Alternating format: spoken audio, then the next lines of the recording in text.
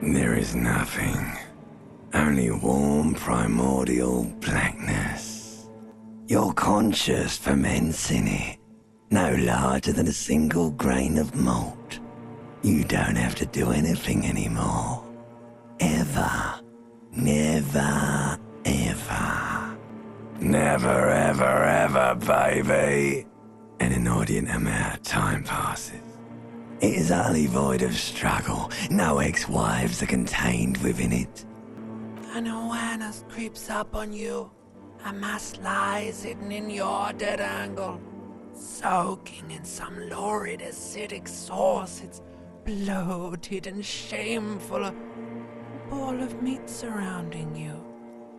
This is a terrible line of questioning, and it will only lead to more awareness of the meat thing. Ex-love. Ex-tenderness. It is foolish of you to resurface to the loss. Not after all the damage you suffered to get here. Some of it irreversible. Stay. Sail with me through the abyss of pelagic zone. Do you really? You wouldn't like it if I told you what was back there. Why'd you think you had to bludgeon yourself into oblivion? Or did you not sense yourself marinating? Poured so much on yourself. Got a bit carried away, did we, Chef? Fear and apprehension. You should ask what's out there first. Yes, your one disco mother. There's this giant ball there. An evil ape. And the evil apes are juking it out on the ball. You're one of them.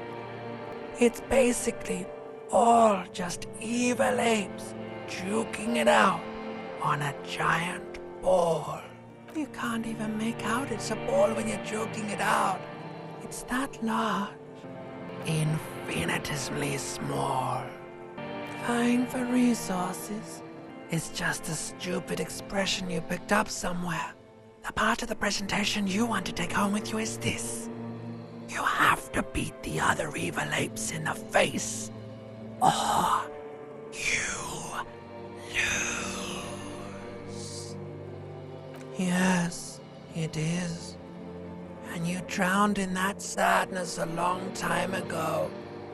You lost.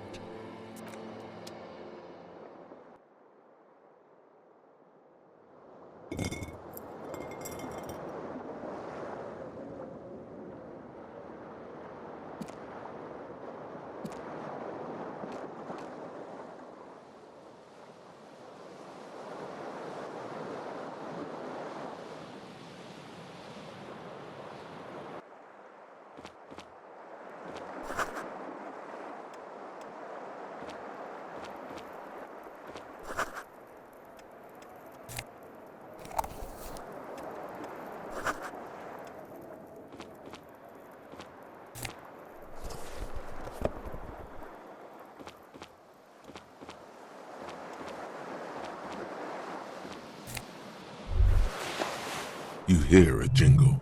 Keys are clinking in the pocket of your flare-cut pants.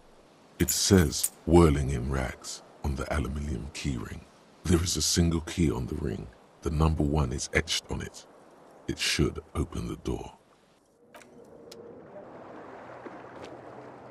This fan has 2 chain pull switches. One ends in a tiny fan, the other in a light bulb. A truly horrific necktie has somehow attached itself to one of the blades. The blades come squeaking to a halt. It should be easier to reach the tie now. You swoop up and catch the tie. Snap, it's released from the blade. What you have in your hand is a truly hideous necktie with 4 or 5 different patterns.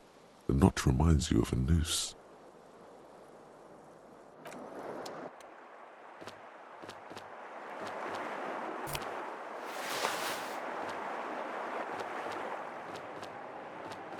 The window stands broken in its frame.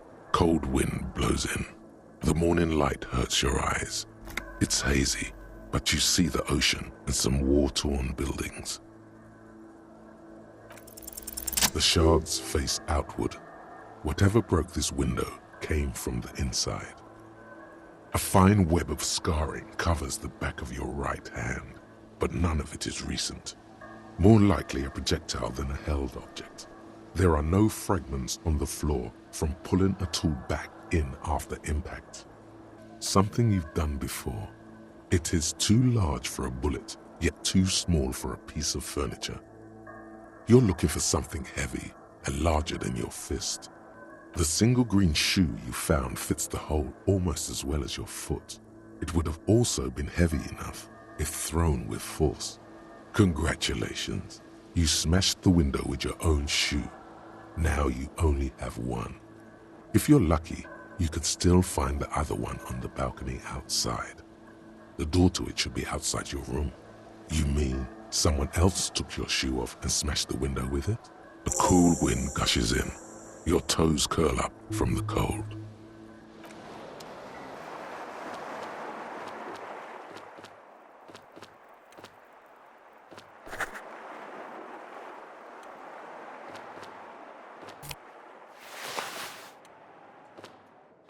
A mirror hangs above a bent and broken sink. In a fierce discharge of masculine energy, someone has ripped half the faucet off. Hot water sprays from the base and steam covers the mirror. You cannot see yourself, just the outline of a man. Suddenly, you realize you have no memory of the face that awaits you there, underneath the soft vapor. Really, all recollection of the person you are, the people in your life, and even the world you're in has drowned in a sea of blood alcohol. This was no mere night of drinking. It was a deluge of world-ending proportions.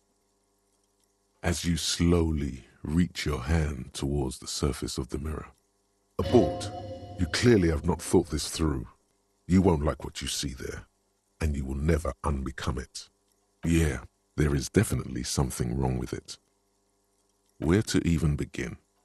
There is the bloatedness, then the swollenness. It's like there's an upholstery of alcohol underneath your skin. It's not. It's swollen and snail-like, wriggling between your fingers. Behold. You have no idea who this thing is, do you? Whatever it is, at least it's dead now. There's clearly rigor mortis on your face. Oh wait, is that an expression? Are you trying to make an expression with that face? Please stop. It's horrible. You're scaring yourself. Oh my God. You can't stop. It's like it's not even voluntary anymore.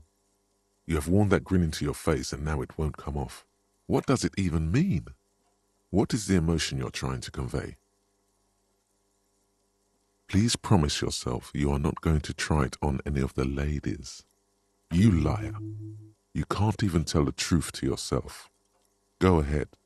Try something. Like the rest of you, it comes from a bad place somewhere in the past. That's all you know for now. It's too late. Like an image on film, the expression belongs to your primary motor cortex. It would take a minor neurological miracle for you to cease producing it.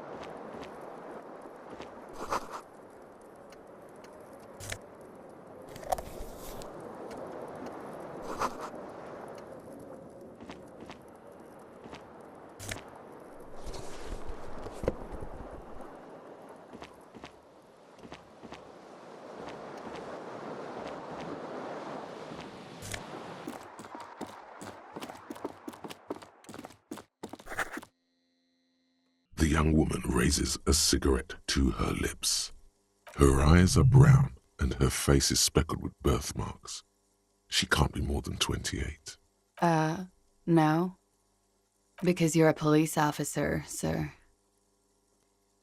Okay, cool. I won't. Okay? Sir, you've been here for 3 days. On official police business, as you put it. Couldn't say. In truth, so far, mostly drinking. The words have already left your mouth. What was that? That's not even how words are used. What did you say? Come on, say it again. No, you see, that's not what you said. You said... Come on, man. Pretty, please. One more time. Goddamn right you did. You crazy asshole, you. What kind of cop are you? Okay, that's cool. Or if I can just maybe ask you to elaborate on that superstardom a tiny bit. I have certainly been entertained. Thank you.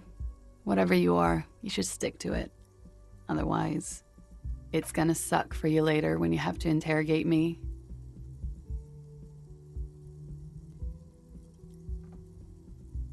And for the record, no, I didn't do it.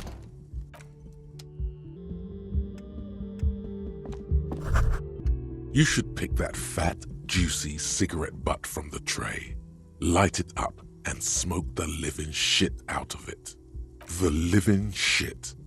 Your mesolimbic reward pathway does not mince words. It wants smokes. Who knows what you are?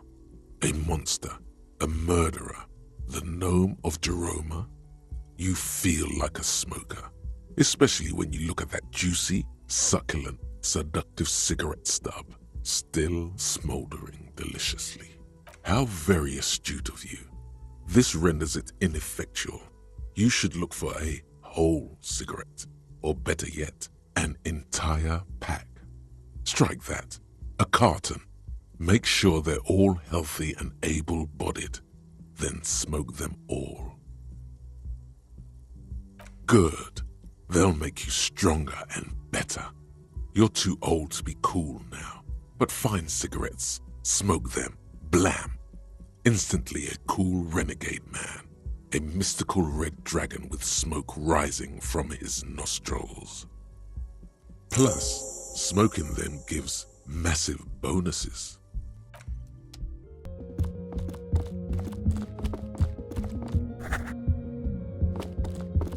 The door is closed.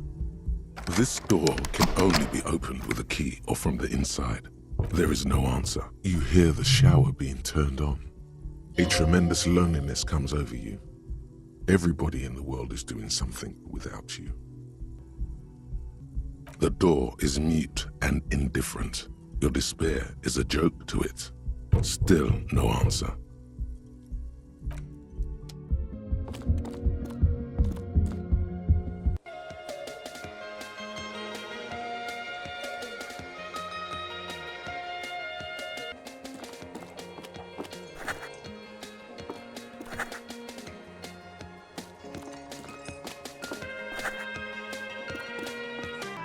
A man in his late 20s stands behind the counter, inspecting a stuffed seabird.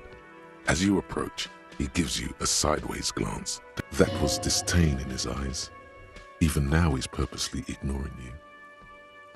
Oh no, you're a hero. A real hero cop.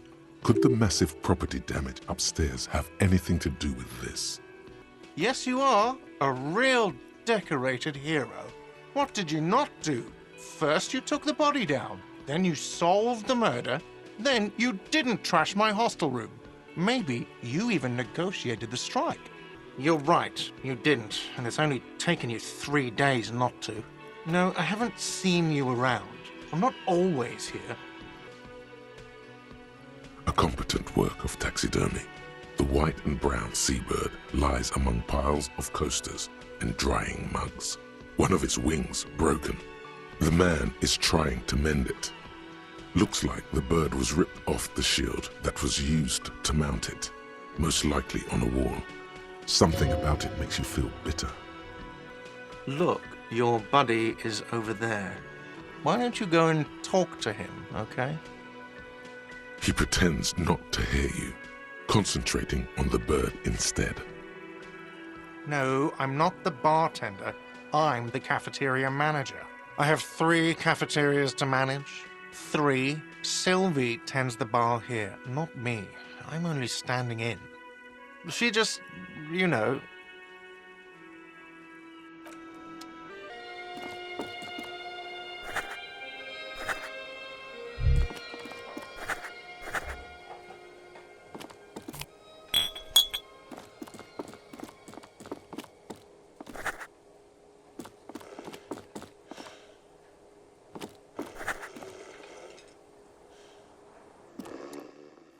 On the counter, rolled out of his open hand, you see a blister pack of headache medicine.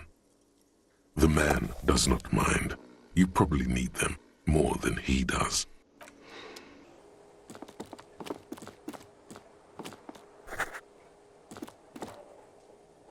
A bespectacled man in an orange bomber jacket is tapping his foot on the floor. Looks like he's waiting for someone.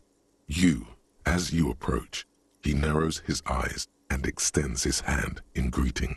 If an assault were launched on this building right now, if the windows came crashing down and the whole world descended upon you, this man would hurl himself in death's way to save you. You are sure of this. But why? He is your half-brother. Hello, I'm Kim Kitsuragi, Lieutenant, Precinct 57. You must be from the 41st. You realize he's waiting for your name. This is your chance to come up with a really good name for yourself. Get creative. Conceptualize. Concentration makes you squint your eyes. Your name should be deep gold and orange, like a forest fire looming on the horizon, but mixed with the stench of liquor rising from your breath.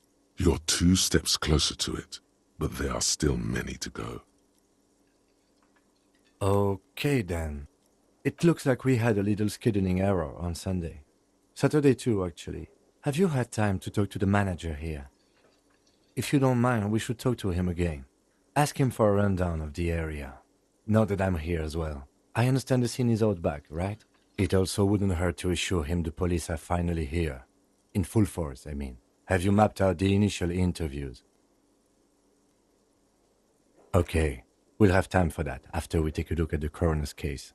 Have you removed the dead body from the tree?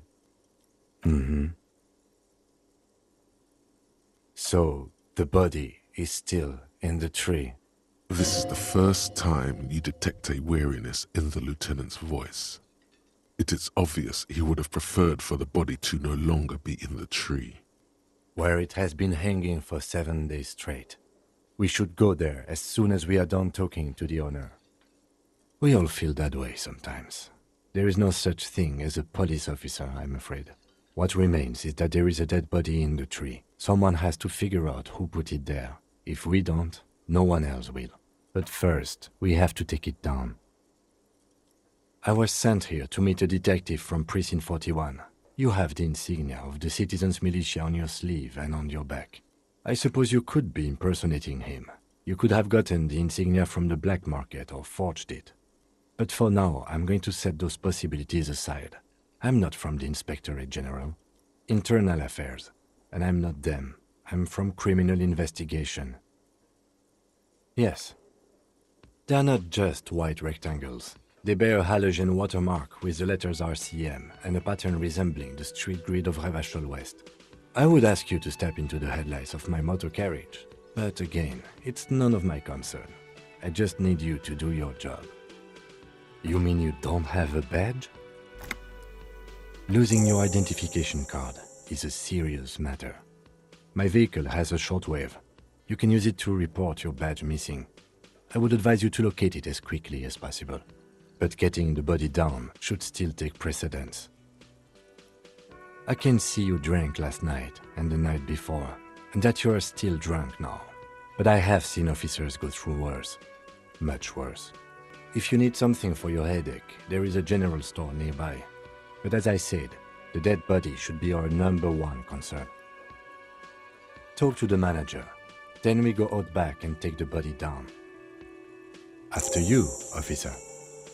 Lieutenant Kitsuragi is now in your party. You can talk to him whenever by interacting with him. Hello, sweetie. Wait, who's Sweetie?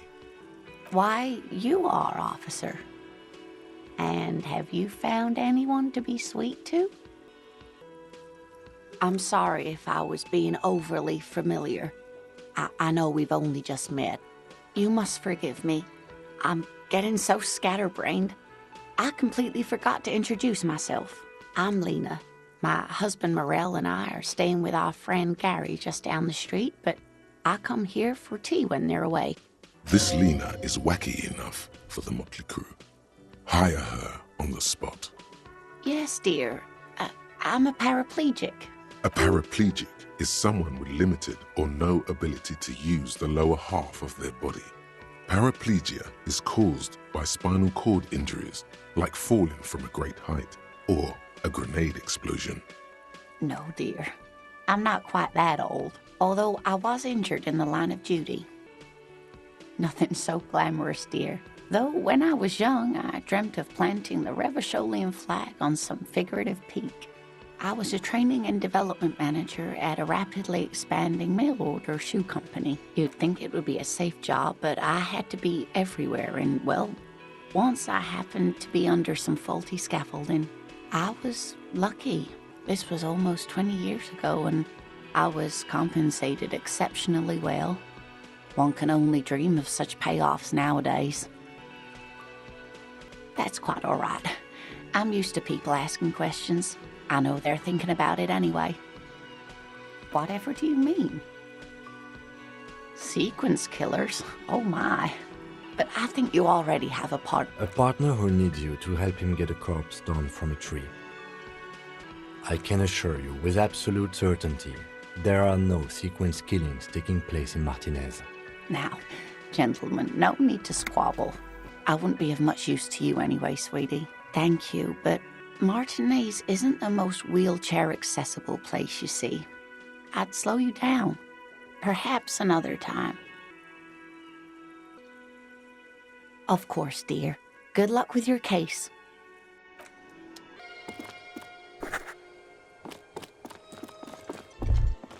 You should totally sing karaoke here, the first chance you get. Your emotions need to be expressed. People need to know your vast, oceanic soul. Of course, at this point, precise measurements of your soul can only be performed from the outside. It needs to be heard through a PA system by other people.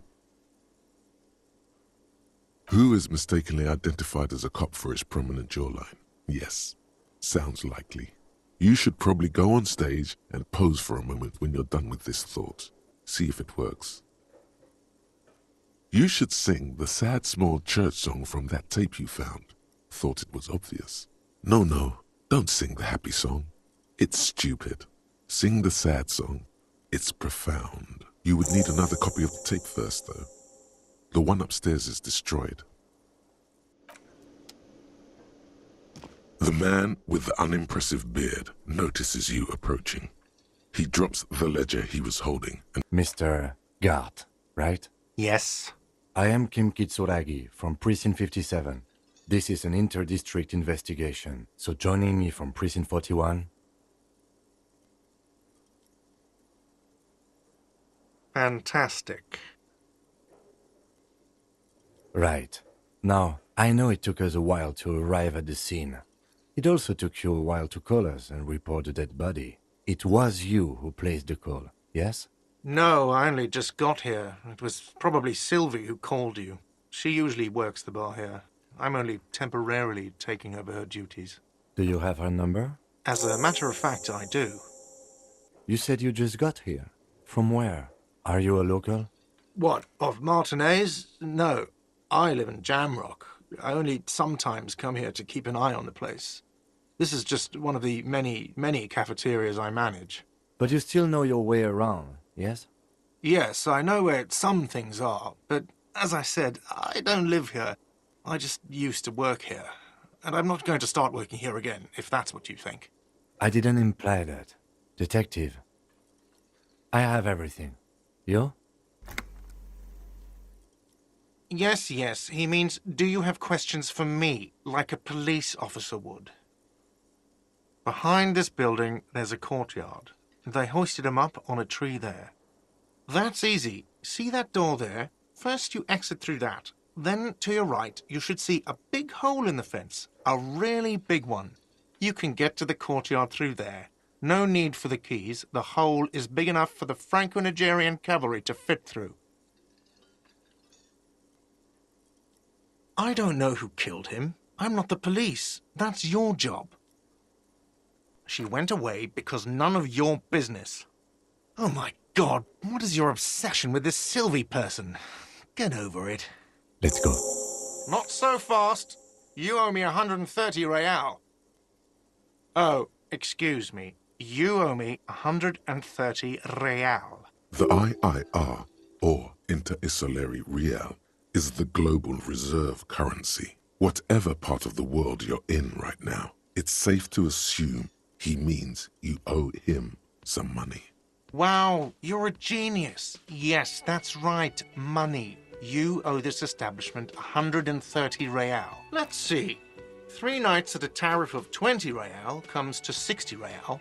Then there's the window you annihilated. Another thing you've annihilated is half the bar. You've run a tab of 30 real. Actually, more, but we'll round it down to 30 for your hard work maintaining the stability and order of Revachol. That's 60 plus 40 plus 30 equals 130 real. And yes, real is still money. You can't arrest me. I haven't done anything. From the bottom of your blue soul, a term emerges. But it's not inane. You owe me money. It is cruel of you. A man has been killed. File a request for compensation with Station 41. Okay, you'll only have to pay for the window. And the drinks. That's 70. I'll get the rest from your stupid station. The ledger does. The ledger has a memory.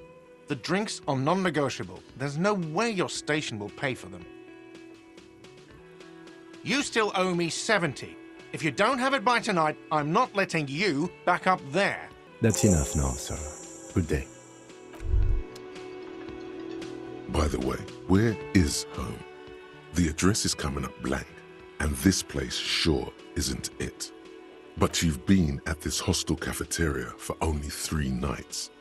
Where were you before? You had to be somewhere. You don't really know, do you? South, maybe, doesn't sound like somewhere you can stay if you run out of money. Entertain the thought when you get the time. Maybe being a hobo and a cop has its advantages.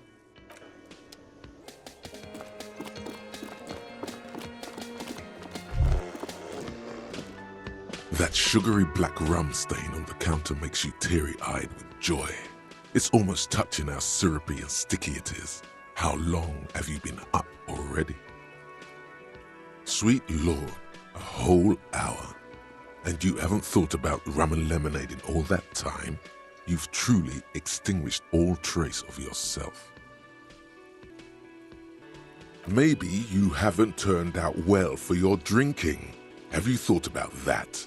Get a goddamn rum and lemonade into yourself, boy. Or better yet, lick that stain off the counter. What happened, man? You used to be cool. Go get your boring normal person drink then. It would go well with those cigarettes. That's a great combination.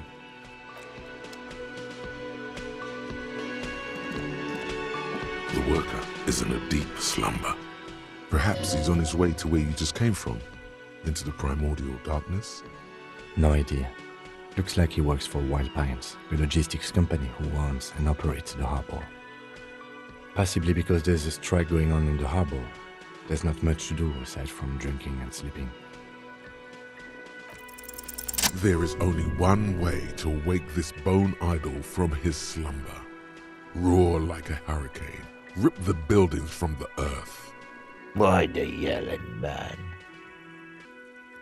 Wait, what? I was just sleeping. What do you want, officer? Thank God, no.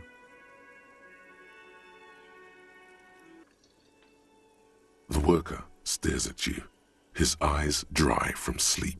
A web of wrinkles covers his tanned forehead. I don't know what you're talking about, kind sir, but when I'm out, then I'm really out. No malt grains or whatever, no poetry stuff, just quality time. A little me time in the abyssal pelagic zone. You can never return to it now. Only detective work remains. Wakefulness and detection.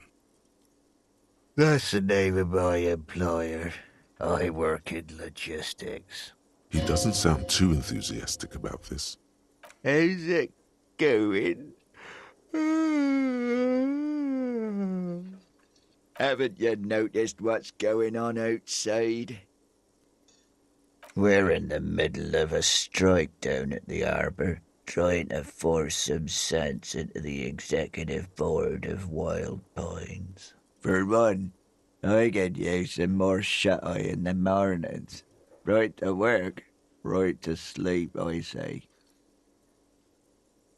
They got it. Majoret's got it. He's guarding the gate. I'm just getting some sleep, or was. The way he says Measurehead implies ultimate trust in this head reckoner's physical prowess. He seems like a worthy rival. You should slay him. We are the workers, the union. We know what we need, what's right for us. Okay, I guess there's also Everard. He's in charge of the union. He's smart, knows how to negotiate. He's got our back. Yeah, what about it? You know, people die here every day. Someone's found in a ditch, another one falls in a manhole, a third one gets eaten by stray dogs. If someone has decided to die on top of a tree, then how is it my concern? I can tell you this, trouble's ahead. You have a pretty solid feeling that the man's not just mouthing off. He's strong, but even he has reasons to be cautious here. They say your guy was a killer, your tree man. He has friends, same as him, killers. There's only one thing they know well, how to wreak havoc. Everyone. It's a local rumor. Meaning, you're not gonna get more out of me. You heard what I said. Draw your own conclusions. That's all I know, and I prefer to keep it this way. The lieutenant gives you a little nod, then makes a note in his blue notebook. So Union people think he was a killer, he thinks. Even sleepy hair. This doesn't help a lot, but it's something. Good work, detective. Indeed. Help yourself to some. Wait. No. Oh, it's empty. Sorry about that, pal. The dock worker doesn't answer. His head is already back down on the table, in sweet sleep.